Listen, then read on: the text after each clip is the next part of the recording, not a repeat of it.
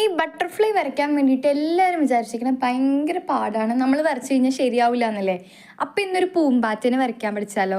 എടാ ഒന്നുമില്ലാടാ, വരയ്ക്കാൻ എളുപ്പമാണ്. പക്ഷേ ഉണ്ടല്ലോ, നമ്മളിന്ന് വരയ്ക്കാൻ പോകുന്നത് ഡബ്ല്യു എന്ന് പറഞ്ഞൊരു ലെറ്ററില്ലേ, അത് വെച്ചിട്ടാണ്.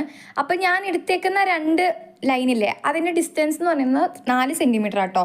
എന്നിട്ട് ഒരു ഡബ്ല്യു റഫായിട്ടൊന്ന് വരച്ചു കൊടുത്തു. എന്നിട്ട് ആ അറ്റവും ഈ അറ്റവും കൂടെ ജോയിൻ ചെയ്തു. പിന്നെ ഇവിടെ കേർവ് പോലെയൊക്കെ വരച്ചെടുത്തു.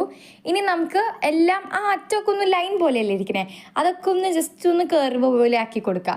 അപ്പോൾ വീഡിയോ ഇഷ്ടപ്പെട്ട് കഴിഞ്ഞാൽ എന്തായാലും ചാനൽ സബ്സ്ക്രൈബ് ചെയ്യുക. അപ്പോൾ ഇതുപോലെയുള്ള വീഡിയോസിനായിട്ട് നിങ്ങൾ സ്റ്റേ ട്യൂൺ.